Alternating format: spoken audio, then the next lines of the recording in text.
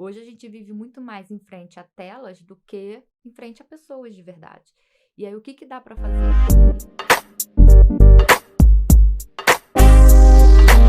Fala galera, o Papo para Aliviar tá de volta e dessa vez o assunto é saúde mental e tecnologia.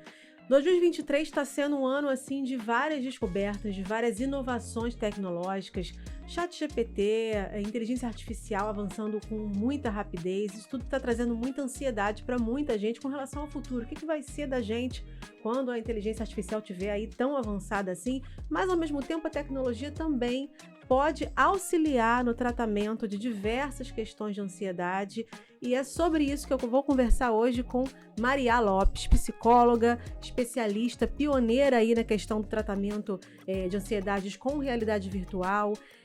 Maria, eu vou falar daqui a pouquinho sobre o seu trabalho, inclusive ela trouxe até aqui o óculos de realidade virtual que a gente vai mostrar daqui a pouquinho, mas eu queria inicialmente falar sobre essa questão. A gente teve esse ano, inclusive até o Elon Musk lançou aquele manifesto com diversos bilionários falando aí do receio desse avanço da inteligência artificial, de como isso vai afetar a humanidade de forma, assim, irreversível, né, daqui para frente, e como a gente vai ter que lidar com isso.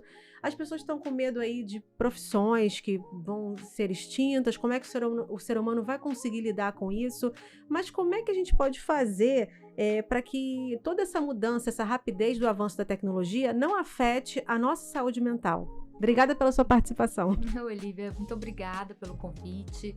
É o que eu falo, nós precisamos entender como utilizar a tecnologia. Precisamos ter uma certa inteligência até com a tecnologia. Ela não está ali somente para trazer prejuízo, mas muito pelo contrário, muitas das vezes a tecnologia traz muitos benefícios. E entender quais são esses benefícios, ter um pouco de senso crítico no uso da tecnologia, das inteligências artificiais, etc., é muito importante para ajudar essa regulação emocional. Não achar que lá fora tem um mundo com muita opção e todo mundo sendo controlado, quando na verdade o que eu consigo minimamente controlar aqui de toda essa tecnologia que chega até mim. Então foi com esse caminho que eu comecei a trabalhar com realidade virtual, e aí hoje eu uso uma tecnologia, eu sou pioneira no tratamento de ansiedades com tecnologia, e ela está sendo utilizada a meu favor, ao favor de muitos pacientes. Muito legal. Como é que funciona exatamente, falando agora do seu trabalho, como é que funciona no seu consultório uma pessoa que chega com uma questão, olha, tenho medo de andar de avião, tenho medo de estar em locais muito cheios. Como é que você utiliza aí nesse momento? Como é que você começou a procurar também a tecnologia como sua aliada no tratamento dessas pessoas? Foi muito engraçado porque, na verdade, o primeiro post que eu vi sobre o assunto, eu vi em uma rede social e aquilo chamou muito a minha atenção. Falei, é isso, a tecnologia, o futuro é tecnológico, a gente não tem como reverter. Cada vez mais haverão novas tecnologias. E aí eu comecei a buscar algo que se encaixasse, porque durante todo o processo de estudo psicoterapêutico na minha abordagem, sou terapeuta cognitiva comportamental, quando a gente trata fobias, quando a gente trata ansiedade de algumas maneiras, a exposição é protocolo de tratamento. E aí eu comecei a pensar, poxa, mas se a pessoa tem medo de elevador e ela tem que protocolarmente entrar no elevador, fazer uma exposição em vivo, estar no elevador ou imaginar que está dentro de um elevador, por que a tecnologia não pode auxiliar nisso? Porque nem sempre eu estou em um lugar, eu moro em um lugar que tem elevador. Imagina Exatamente. você ter que ficar comprando, gastando para comprar uma passagem para fazer um bate-volta Rio-São Paulo e talvez nem conseguir entrar no avião. Todo mundo vai ter essa possibilidade financeira? Não tem como. Não tem como. Então, a tecnologia vem e ocupa esse lugar para facilitar muitas das nossas possibilidades dentro do setting terapêutico, e ela é utilizada como complemento a uma técnica que já existe, já existia, e não fui eu que criei, mas é um complemento a uma técnica, que é a técnica de exposição. Eu ouvi falar que isso era utilizado também na época da guerra, ainda no Vietnã. Os soldados que saíam da guerra com traumas ali, eles eram, depois da guerra, expostos novamente a situações ali de batalhas e tudo mais, nessas realidades virtuais para tentar driblar esse pânico, esse pós-traumático, né? Esse foi o início de todo o tratamento, foi nesse momento? Como é que foi isso? Como é que isso chegou assim, né? Muitas revoluções tecnológicas vieram a partir da Segunda Guerra Mundial. Então, para você ter uma ideia, o drone foi pensado nessa época. Não é de agora. Então, quando a gente pesquisa sobre tratamento de estresse pós-traumático, que são que esses soldados vivem, é exposição.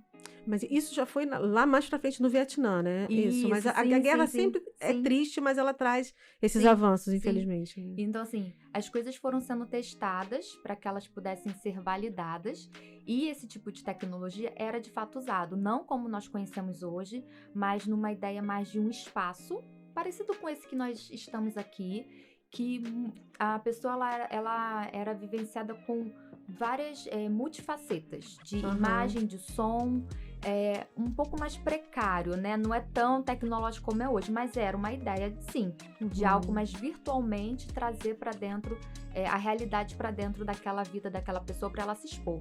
Hoje a gente tem um óculos que facilita, hoje a gente tem um super óculos que foi lançado, né, há pouquíssimo tempo atrás, alguns dias atrás, mas sim, a ideia de uma realidade virtual vem sendo utilizada desde o tempo das guerras e para expor, sim, para estresse pós-traumático. Você está falando do óculos, eu queria até mostrar aqui que você estava me explicando. A Apple lançou no início agora do mês de junho o Vision Pro, que vai ser comercializado a partir do ano que vem, mas isso já trouxe um rebuliço.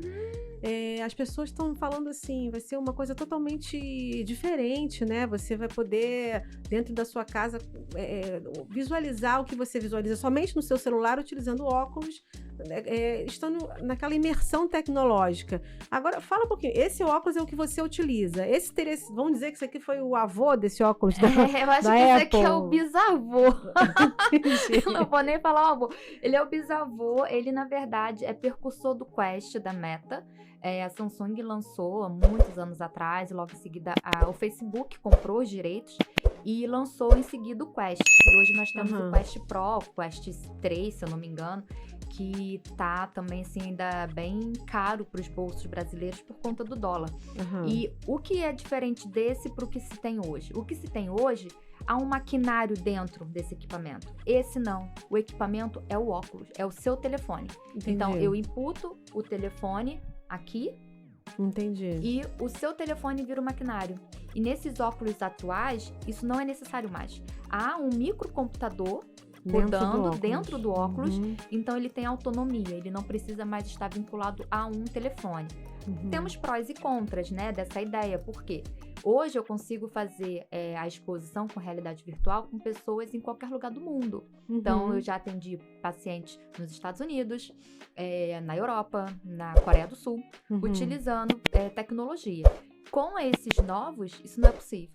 Mas esse óculos, vamos dizer, esse que você tá na mão, ele ainda é comercializado? Ele ainda tem... Eu consigo comprar um óculos desse? Você até vai conseguir comprar um mais bonitinho assim, nesses sites de vendas comuns, mas hoje a gente tem outros modelos que são tão parecidos quanto, que você consegue comprar e tá na faixa de 100, 200 reais, que é muito mais fácil o acesso financeiro para ele. Reais, gente. Sim, esse da Apple vai ser praticamente, acho que tá 3 mil dólares, 4 mil dólares. 20 mil reais. 20 mil reais. Que vai chegar por aqui, estima-se, né? O que pra Meta não vai ser ruim, né? Porque o da Meta é mais barato. Exato, então, vai popularizar ainda mais a ideia do metaverso, da Web 3.0.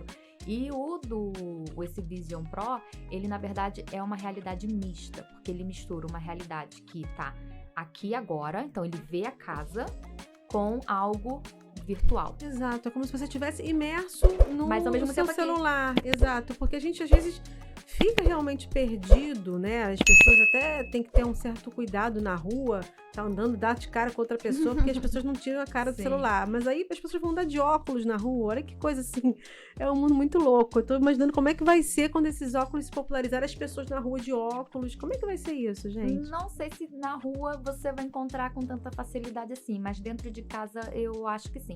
Porque, por exemplo, hoje nós temos já no mercado alguns metaversos E você consegue acessá-los já com esses óculos. Então, você já consegue acessar alguns metaversos com o Quest, que é da Meta. E você tá dentro da sua casa, seu bonequinho ali, seu avatar, ele vai se mexendo de acordo com o movimento do seu corpo. Porque o Quest, ele tem um equipamento assim, só que, né, diferente desse que o meu aparelho celular vira máquina, o do Quest, tudo isso aqui é uma máquina. Entendi. Então, além dele, você vai ter 2 controles remotos que você segura e conforme você se movimenta, o seu avatar naquele metaverso que você está frequentando, ele também se mexe.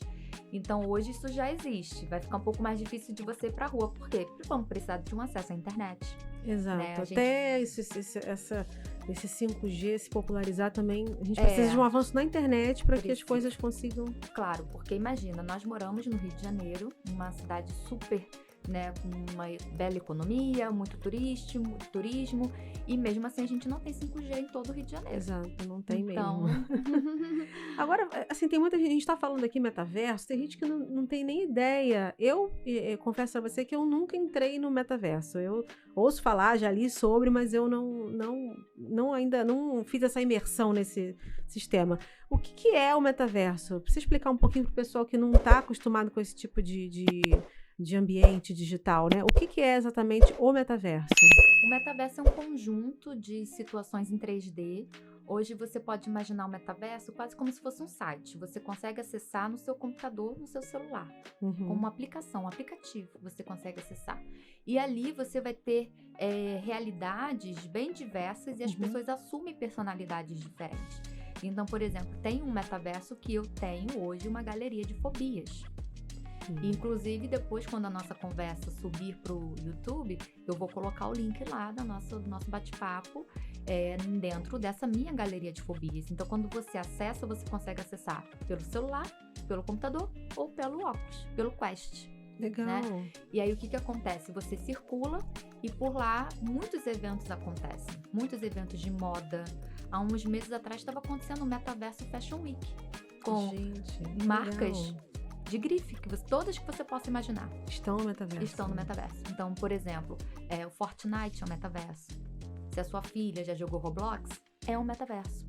E aí, assim, tem que ter um cuidado, porque a criança tá utilizando esse lugar, mas o adulto também está utilizando esse lugar.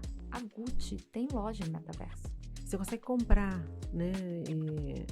Produtos no metaverso, né? Consegue. É um mundo à parte. Sua filha já faz, provavelmente, isso. Se ela joga Roblox... Ela tem que comprar os joguinhos, né? Gente, é desesperador isso. Ela já faz. Você tem que deixar um celular sem conexão com o cartão de crédito, senão o dinheiro vai todo embora. Para os mais jovens, eles já estão em vários metaversos. Nós que estamos nos adaptando. Então, é isso. A tecnologia, ela tá aí. E a gente, que, como diz a galera, a gente que lute para nos adaptarmos. Se adaptar, exatamente. Porque já existe. Para você ter uma ideia, no Fortnite, que é um jogo que também é considerado um metaverso, a Ariana Grande fez um show para mais de 8 milhões de pessoas ao mesmo tempo. Gente, e o metaverso, ele é considerado metaverso quando as coisas acontecem ao mesmo tempo. Então, eu e vocês, nós duas estamos ali dentro da minha galeria, estamos circulando.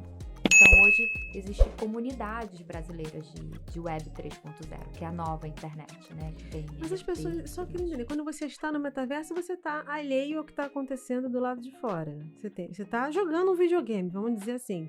É nesse ponto que eu queria chegar. Essa extrema conexão com o metaverso não pode deixar as pessoas um pouco desconectadas aqui fora? O que pode acontecer com relação à saúde mental das pessoas quando o mundo estiver tão avançado nesse sentido de metaverso? Como é que fica a nossa cabeça nisso tudo? Ainda não estamos tão inseridos assim. Então, não é igual o videogame que parece que você leva uns minutos para ter a sensação que você saiu. Porque ele é acessado como se fosse um site ainda, praticamente. Mas a gente vem trabalhando muito para que as pessoas possam utilizar a tecnologia de forma positiva, de se expor ali. Então, quando eu levo uma galeria de fobias para um metaverso, eu quero que quando as pessoas entrem, elas se exponham e dedicaram com uma aranha caranguejeira. Que elas se dedicaram com uma barata, com uma cobra, com uma abelha gigante passeando pelo lugar. Então, assim, hoje o acesso ele não é tão imersivo como parece ser. Ainda não. Ainda não. Mas você não acha que com esses óculos da Apple, tudo isso pode ser muito rápido, né? Aí sim. Aí eu vejo que há mais possibilidades, sim. E por mais que tenha um preço ainda alto pro brasileiro, mas é uma marca que as pessoas são muito fãs, né? Então, assim, eu acredito que assim que for liberado vai impulsionar bastante e algumas coisas vão mudar aqui no Brasil. Mas até lá nós estamos dando passos ainda pequenos. E deve baratear, né? Eu imagino que ao sim. longo do que for passando. Sim, imagino então, que sim. O que eu queria falar justamente era isso. A gente está falando, os avanços estão aí, as pessoas estão com certo receio, como eu tinha falado no início da nossa conversa, de serem substituídas. O que você considera a respeito dessa ansiedade da sociedade atualmente com relação a essa possibilidade de substituição? Você tem chegado muita gente com essas questões para você? Ansiedade com relação ao excesso de informação, excesso de não estou sabendo me encaixar, não sei mais estar no digital. As pessoas têm levado isso para você? Como é que você trabalha com isso? Sim, eu percebi que houve uma mudança de público depois da pandemia. Então, por exemplo, antes da pandemia, o maior nível de tipo de acesso do meu site eram pessoas procurando sobre ansiedade, o que é ansiedade, como resolver a ansiedade. E hoje, no seu site? No meu site, E hoje as pessoas já buscam ansiedade social, fobia social, como conversar com outras pessoas. Então, assim, a pandemia fez com que as pessoas ficassem muito no online, tudo no online, e como se elas tivessem desaprendido a lidar com o ser humano de carne e osso. E aí a gente tem que trabalhar para a pessoa conseguir voltar. Mas aí você não está sendo contraditória de usar uma tecnologia, né, para poder se expor? Porque imagina, para muitas pessoas dar o primeiro passo é difícil, porque há vergonha, a sensação de estar diminuída em relação a terceiros.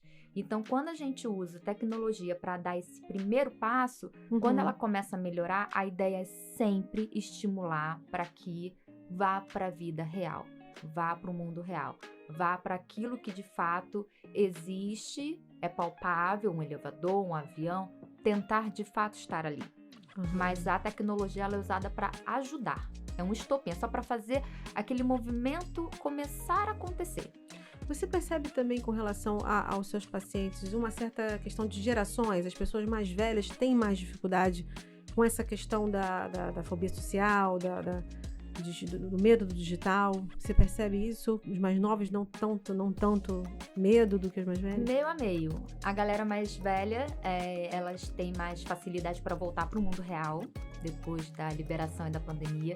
E os jovens têm mais dificuldade de voltar para o mundo real. Mas, em compensação, os jovens, para se expor para outras coisas, utilizando a tecnologia, eles entendem um pouco mais, têm um pouco mais de facilidade. E os mais velhos têm um pouco ainda de ressentimento. Isso vai funcionar para mim? Tá certo isso? Mas uma coisa é unânime. Todas as faixas etárias se empolgam e acham super interessante ter mais uma possibilidade de tratamento. Esse aqui é o grande lance da tecnologia, né? Você saber utilizar aquilo ao seu favor. Exatamente. E é isso que eu tô falando também. Eu como mãe, observo muito essa questão das telas. Isso é uma coisa que tem sido falado demais pelos pediatras, o uso de telas. Eu observo na minha filha uma ansiedade quando você retira a tela da criança, né?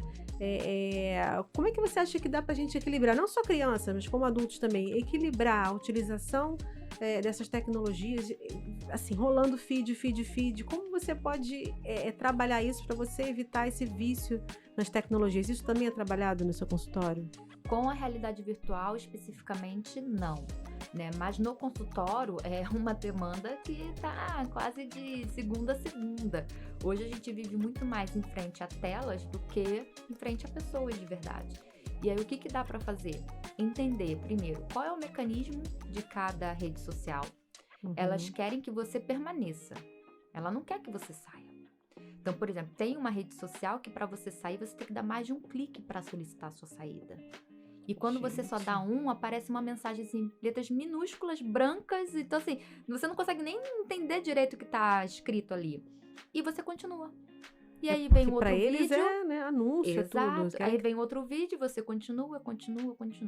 Então, entender como funciona já é um avanço. E fazer algumas limitações. Então, hoje eu tenho que trabalhar. Então, de segunda a sexta-feira, eu excluo os aplicativos. no final de semana eu coloco. Você faz isso? Se precisar, Uhum. faço e já fiz solicitações para que fizesse. Uhum. Por exemplo, tá no último ano do 2º grau, vai fazer o Enem, mas Viciado no TikTok, TikTok, no YouTube. Gente, tira um pouquinho. Quando for sexta-feira à noite, aí você baixa de novo o aplicativo. Aí Porque você vai bater a vontade, né?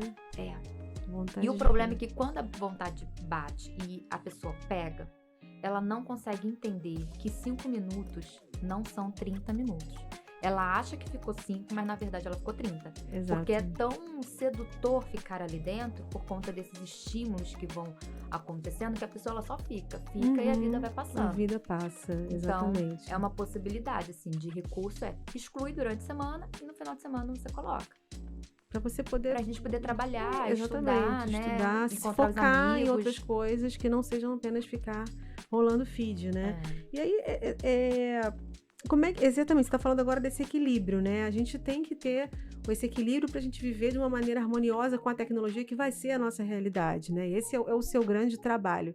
E aí, como é que você acha que dá para a gente equilibrar para poder viver nesse futuro que está chegando, está batendo a porta aí da gente, para ter esse equilíbrio? Qual é a grande chave para isso? É entender que a tecnologia vai existir, não temos para onde correr. Podemos tentar tirar o bem uso dela, de todas que estão aí, desde o ChatGPT até esse novo óculos da Apple, fazer um bom uso, tirar proveito dela, introduzi-la no meu dia a dia para facilitar a minha vida, mas não para me emburrecer, não para me tornar mais burra, mas para que facilite a minha vida em determinados momentos, que eu consiga ter um senso crítico daquilo que eu estou recebendo, porque já tiveram vários testes, até com o próprio ChatGPT, que ele errou muita coisa. Assim, ele não é um ponto final, ele não é uma... Não é. A gente está desenvolvendo ele, exatamente, né? As nossas perguntas. Ele é treinado por reforço. O ChatGPT é treinado por reforço, da mesma maneira que na minha clínica, se você vai para trabalhar um medo de avião, você vai ser trabalhada também com reforço. Então, se eu coloco você dentro de um avião e te deixo meia hora e você termina a sessão se sentindo ok, tá tudo bem, sobrevivi, isso é um reforço. Reforço para você continuar. O tratamento. Né? E as tecnologias utilizam muito do reforço, para a gente continuar nelas. Então, entender que eu preciso ter o equilíbrio. O que é o equilíbrio? Eu estudo, então vou para a faculdade, vou para o colégio. Vamos fazer uma atividade física? Todo mundo, não importa qual, é importante. Hoje é sexta-feira, consigo encontrar algum amigo? Consigo papear com algum amigo? Vamos marcar uma coisa simples que às vezes as pessoas não conseguem mais fazer por conta do vício, às vezes, né? Mas precisa. Exatamente. Então, a gente também já está finalizando. Eu queria que você falasse um pouquinho mais sobre esse advento, como é que você vem trabalhando e como é que a pessoa pode trabalhar justamente para, assim, eu tenho uma fobia, não tenho que ter medo, né? As pessoas que têm um pouco de receio, você acha que não tem que ter medo? Eu vou até tentar experimentar aqui daqui a pouco. Será que eu vou conseguir? Ai, meu Deus. Não precisa ter medo de se expor com a realidade virtual. Mas o medo, ele tá ali. A gente tem que entender o seguinte, Lívia. O medo é importantíssimo. Medo e ansiedade são importantíssimos para a nossa sobrevivência. Sem eles, nós iremos atravessar a rua e acabou. Então, se eu tenho medo, eu vou olhar para um lado, para o outro, eu vou esperar o sinal fechar e eu vou atravessar. Sem o medo, nossa sobrevivência não iria existir. Nossos antepassados não iriam existir. Então, o medo é importante. O problema é quando ele passa de um limite que paralisa a vida da pessoa e transforma tudo muito catastrófico. Então, é quase como se toda vez que ela entrasse no elevador, obrigatoriamente o elevador ia parar e ela ia morrer sem ar. Mesmo que o elevador tenha saída de ar e tudo mais, mas na cabeça do fóbico isso não existe. Ele é uma caixa quadrada, retangular, né? E tudo vai dar errado. Ele vai parar, ninguém vai me ver, vão passar 3, 4 horas o elevador parado, mas ninguém vai perceber que ele tá parado. Então, assim, na cabeça do catastrófico, do fóbico, funciona dessa maneira. É muito mais relativo, sabe? É tudo no too much ali da coisa. E aí, o que acontece? Com a realidade virtual, é uma possibilidade de botar você dentro desse elevador de uma maneira controlada, uma maneira a expor repetidas vezes o que é pior para você. Então, o que é pior para você no elevador pode não ser pior para mim. Então, eu consigo repetir várias vezes o que é pior para você, várias vezes o que é pior para mim, e por aí vai. De forma controlada, repetidas vezes, com custo mais barato. Aquilo que eu falei, né? Imagina pegar um avião. Não dá Não para vai dar ficar. pra estar pegando avião pra lutar contra o meu medo. Haja dinheiro, não dá. Haja dinheiro, não dá. E é uma possibilidade de tratamento, porque se eu não tenho como ficar, né, exposta frente a frente com aquilo que me dá medo, uma possibilidade seria imaginação. E aí hoje as pessoas não conseguem se imaginar, ficar muito tempo imaginando as coisas. E mesmo assim, quando ficam, às vezes vem um pensamento de uma outra coisa, aquela conta que esqueceu de pagar e por aí vai. Exatamente. E na realidade virtual, não. Independente para onde ela esteja olhando, ela vai ter um cenário, ela vai ver alguma coisa, vai ter algum barulho, ela vai ter um estímulo, ela vai escutar alguma coisa daquele cenário. É paradoxal, né? Porque a tecnologia, justamente por essa questão dela fazer a gente focar naquilo, você vai trabalhar o seu medo justamente por conta do foco naquela sensação, naquele ambiente virtual, né? Exatamente. Então, assim, é o que a gente tem que pensar, né? A gente tem que estar sempre pensando de como as coisas podem agir de forma positiva para nossa vida. Eu acho que esse é o seu trabalho. Queria te agradecer pela participação e espero que você consiga, né, ter sucesso aí na cura de milhões e milhares de pessoas, de pacientes, e que isso se espalhe, né, porque eu acho que é uma coisa inovadora que está chegando e que vai só crescer agora com o advento das novas tecnologias, né? Exatamente, tirar um proveito, né, já que elas estão aí, o que eu posso fazer de melhor para colocá-las no meu dia a dia, inclusive no setting terapêutico, sendo uma realidade virtual, uma realidade mista ou até mesmo uma realidade aumentada, que hoje já é uma realidade também no meu consultório, trabalhar com realidade aumentada para medos de animais, como aranha, pombo. Hoje eu trabalho situações de pombo, borboleta. Como que eu controlo que uma borboleta se aproximar da gente? No mundo real, eu não consigo fazer isso. Mas com a realidade aumentada eu consigo. Eu consigo botar uma borboleta em cima da mão da pessoa e pedir para ela ficar ali observando até que o nível de ansiedade desça. Nossa, sensacional. É o futuro, gente. É o futuro, já tá aí. Exatamente. Maria, obrigada pela sua participação. E é isso, gente. Papo para Aliviar com uma profissional excelente que está inovando aí no tratamento de fobias com tecnologia aliada aí ao tratamento dessas pessoas. Obrigada, gente. Obrigada, Maria, por participar. Muito obrigada pelo convite.